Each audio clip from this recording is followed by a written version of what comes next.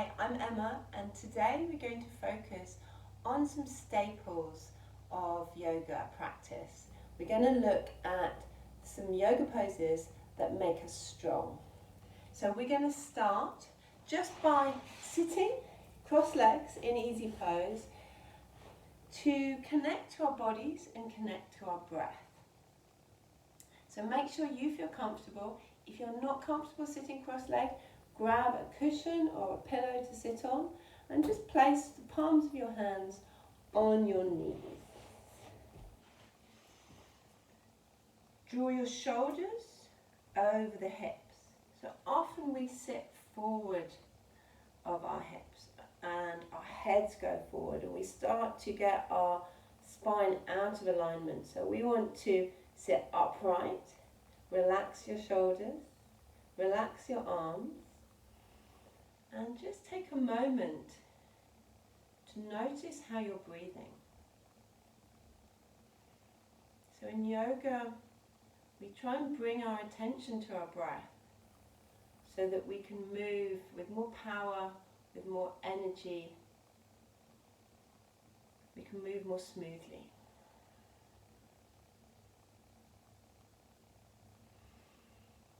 So just notice where in your body you're breathing.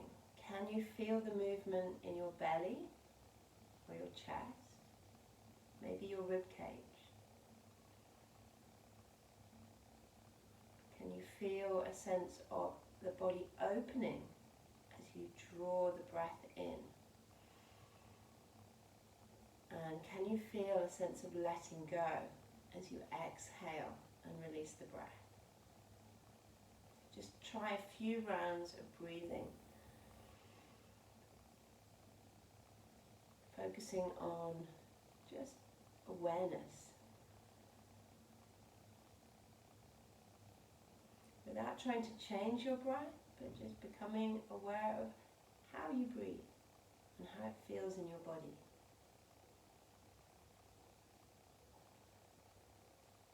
And you can close your eyes here if that feels good.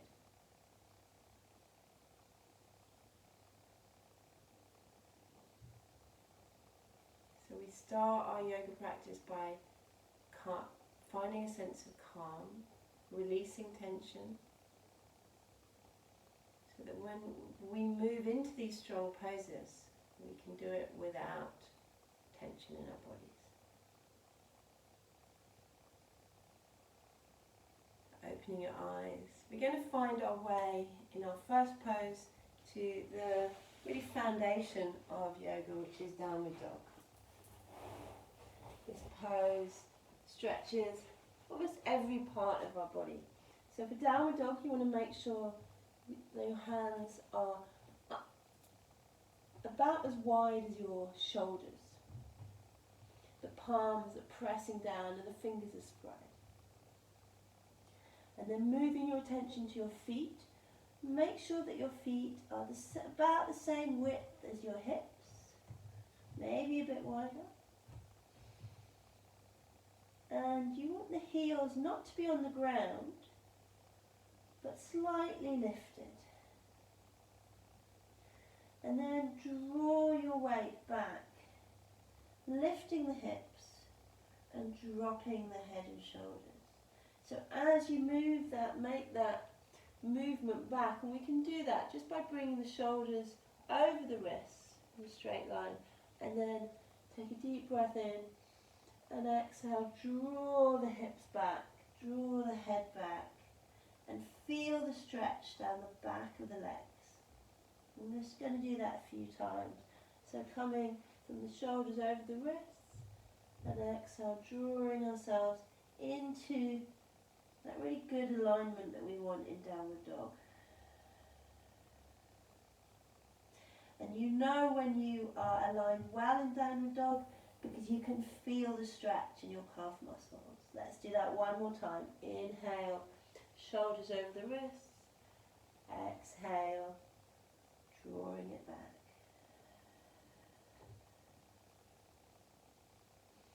If this feels comfortable, take another 3 breaths in downward dog. What you might find here, if you're not used to downward dog, is that your wrists are beginning to be painful. So if they are, come down, sit on your knees, knees wide, and bring your head to the floor for child's pose or rock. But if you're feeling good and you want to stay in your downward dog, just take one more breath and take a long exhale.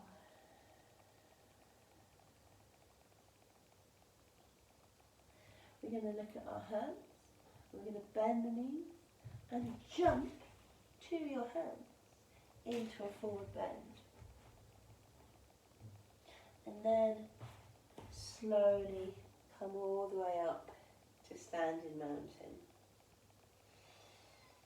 So another very important staple in yoga is mountain pose. Alignment is really important. It looks easy, but to do it well, we need to be balanced and we need to have our feet connected and our palms of our hands connected so that you can really relax in your mountain at the same time as being strong and stable. So just take a moment in mountain. Bring your hands to your rib cage. Maybe you can feel your heartbeat with your thumbs. Take a moment to notice if you feel stable on the ground. Do you feel wobbly? Do you feel strong? Can you lift up through the top of your head? Just take an inhale and an exhale. So from here, we're going to go into our warriors. Warrior 1 and 2, which we're going to do today, are key poses for strength in yoga. So we're going to start by stepping back with the left leg. And you want your back foot to be at 45 degrees. So not a right angle, but pointing slightly forward, not too far forward, so that when you look forward, you are able to turn the hips. So let's just place our hands on our hips and turn the hips to face forward. So we can now come into our warrior. The back leg is super straight and strong, and the front leg is bent. But you want that knee to be in a straight line over the ankle. So when you've got your foundation and you feel really strong in your legs, just simply reach the arms up towards the sky and take some deep breath. Feel the breath coming in and out of your belly.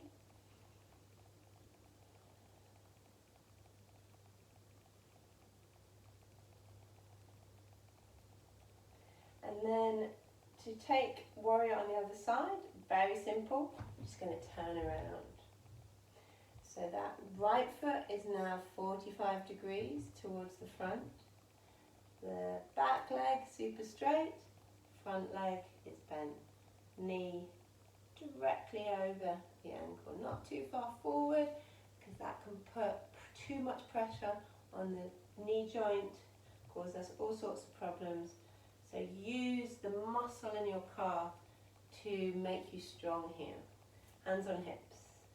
Turn the hips to the front and reach the arms up. Arms by your ears. And if what's happened is you reach up, your shoulders are also reaching up, just relax the shoulders. You might need to bend the elbows a little, that's fine. For our true warrior, we keep our arms straight, but sometimes we need to take a bit of time to find our way into this pose and make sure that we're not trying too hard and tensing and creating tightness in our body. So breathe in and out of the belly.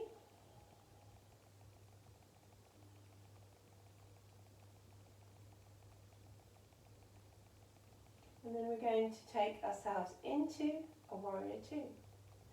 So just separate the arms for warrior 2. So let's flow our warriors. Warrior 1 is arms up. Warrior 2 is arms out.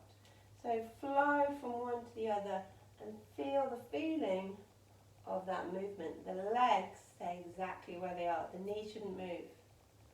shouldn't come in, it needs to be still over the ankle. But the arms move, and just notice if you feel any other part of your body moving.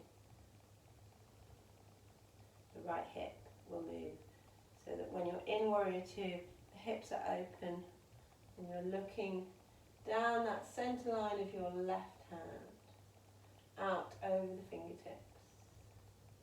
Think of a warrior's spear here. So flow one more time onto our Warrior One. Arms up like a number one. And Warrior Two. Arms separated. Like two. So let's take that on the other side. Simply turn the feet. Remember the alignment of your feet. Back foot is 45 degrees. Come into your Warrior One. And flow it into Warrior Two. Just do that a few times. Getting really familiar with the movement. Making sure that knee stays put. You don't want the knee to follow the hip as you come into Warrior Two. It stays strong, like the warrior. One more time.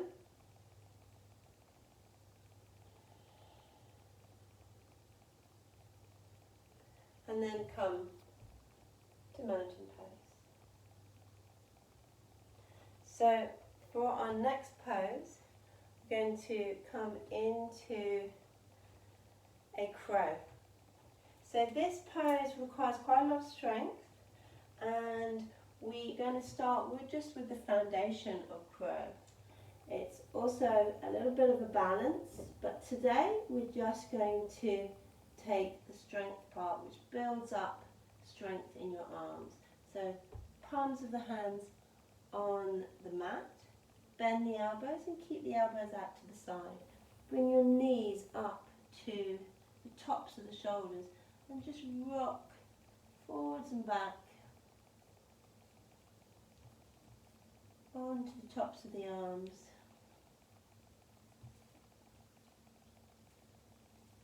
Feeling the strength in your arms as you put weight onto the tops of the shoulders and then draw it back.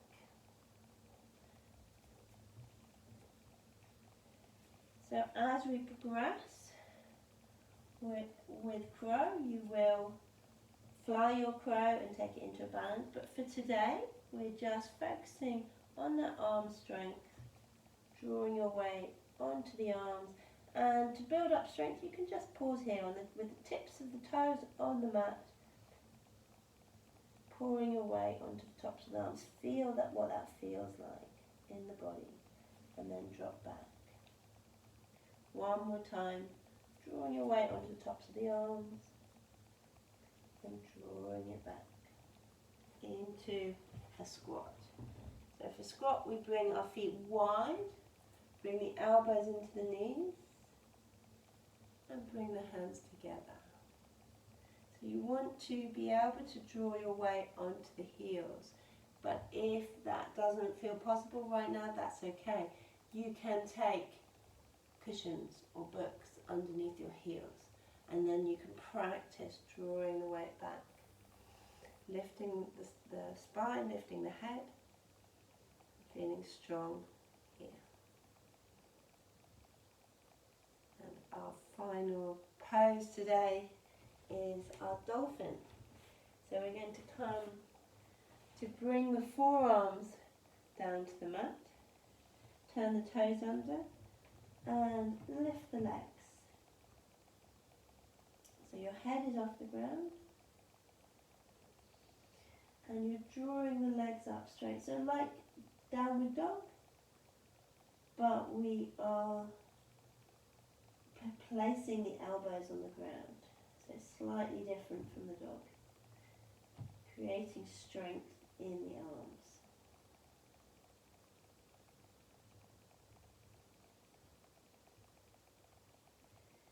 Taking a couple more breaths here,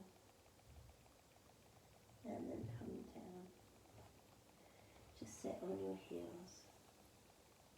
So I think we'll add one more pose just got time to finish with our plank pose, which is a super strong yoga pose that's in the sun salutation, and there's lots of variations we can do with our plank. So the important thing in plank is to think about where you place your hands, which is under the shoulders, and to create a straight line of the body.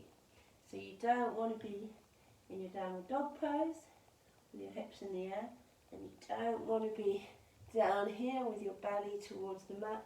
It's the top of a push-up, and you're creating a straight line between your shoulders and your heels. So really build strength in the abdomen. Make sure that you're not putting too much pressure on your wrists in plank. If at any time your wrists feel painful, bring the backs of your hands to the mat and just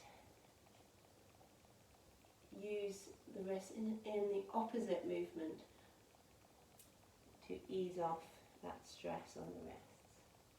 So coming back to plank one more time, I'm just going to show you a couple of variations we can do in plank to play with these strengthening poses, which will really bring strength to your core muscles.